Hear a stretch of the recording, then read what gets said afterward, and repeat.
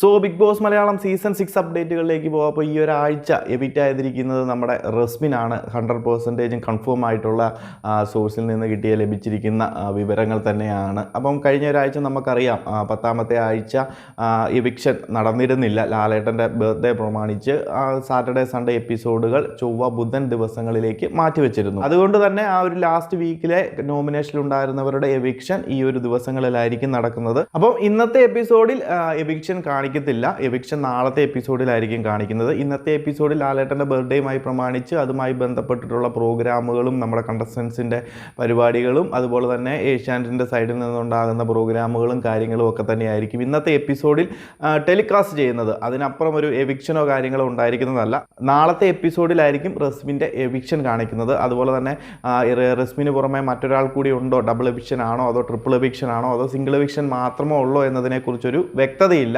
നിലവിൽ ലഭിച്ചിരിക്കുന്ന റിപ്പോർട്ടുകൾ പ്രമാണിച്ച് റസ്മിൻ മാത്രമാണ് പുറത്തേക്ക് പോയിരിക്കുന്നത്. രണ്ടാമതൊരാൾ കൂടി എവിക്റ്റ് ആയിട്ടില്ല എന്നാണ് അറിയുന്നത്. ഇനി രണ്ടാമതൊരാൾ കൂടി അല്ലെന്നുണ്ടെങ്കിൽ ഒരു ട്രിപ്പിൾ എവിക്ഷനോ അല്ലെന്നുണ്ടെങ്കിൽ ഡബിൾ എവിക്ഷനോ നടക്കുകയാണെന്നുണ്ടെങ്കിൽ റസ്മിന് പുറമെ വോട്ട് കമ്പാരിറ്റീവ്ലി കുറവുള്ളത് നോക്കിക്കഴിഞ്ഞാൽ നിലവിലെ ഒരു അൺഒഫീഷ്യൽ പോളിങ്ങും നമ്മുടെ പ്രേക്ഷകരുടെ ഒരു ട്രെൻഡൊക്കെ നോക്കിക്കഴിഞ്ഞാൽ നമുക്കറിയാം ഋഷി, അപ്സര, ശ്രീതു എന്നിവരൊക്കെയാണ് തൊട്ടു പുറകിൽ ഏറ്റവും വോട്ട് കുറവായിട്ട് നിൽക്കുന്ന കണ്ടസ്റ്റൻസ്.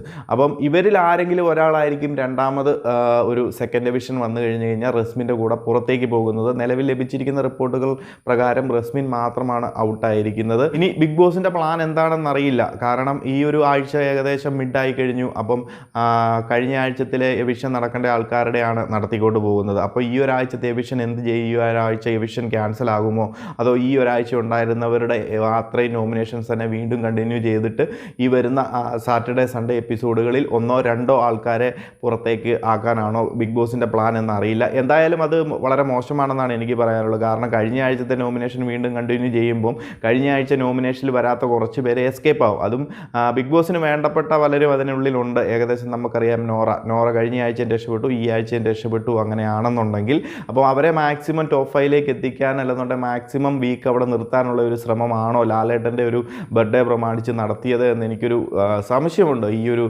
സന്ദർഭത്തിൽ. എന്താണേലും നോക്കാം. ഈ ഒരാഴ്ച അവർ അതിൽ നിന്ന് എവിക്ഷനിൽ നിന്ന് രക്ഷപ്പെട്ടു. എങ്ങനെ നോക്കിയാലും പുതിയൊരു എവിക്ഷൻ നടത്താൻ പോകുന്നില്ല, അല്ലെന്നുണ്ടെങ്കിൽ നോമിനേഷൻ നടത്താൻ പോകുന്നില്ല. ഉള്ളവരെ വെച്ചിട്ട് വേണം വരുന്ന ഈ ഒരാഴ്ചയും എവിക്ഷൻ നടത്തുന്നുണ്ടെങ്കിൽ നടത്താൻ. അപ്പോൾ ഒരു ട്രിപ്പിൾ എവിക്ഷൻ വേണമെന്നുണ്ടെങ്കിൽ നമുക്ക് ഈ ഒരാഴ്ച പ്രതീക്ഷിക്കാം. ഇന്ന് ഈ പറയുന്നത് പോലെ റസ്മിനെ പറഞ്ഞു വിടുകയും അതുപോലെ തന്നെ സെയിം നോമിനേഷൻസ് കണ്ടിന്യൂ ചെയ്തിട്ട് ഈ ഒരാഴ്ചത്തെ സാറ്റർഡേ സൺഡേ എപ്പിസോഡുകളിൽ വേണമെന്നുണ്ടെങ്കിൽ ഒന്നോ രണ്ടോ ആൾക്കാരെ പുറത്തേക്കാക്കാനുള്ള സാധ്യതയുമുണ്ട്. അപ്പോൾ ശ്രീതു, അപ്സര അതുപോലെ തന്നെ ഋഷി എന്നിവർക്കൊക്കെയാണ് വോട്ട്. അത് കഴിഞ്ഞിട്ട് നമ്മുടെ ഒരു അൺഒഫീഷ്യൽ പോളുകളൊക്കെ നോക്കിയാൽ കാണാൻ സാധിക്കുന്നത്. അൻസബിക്കും കുഴപ്പമില്ലാത്ത വോട്ടുകളൊക്കെ ഉണ്ടെന്നാണ് അറിയുന്നത്.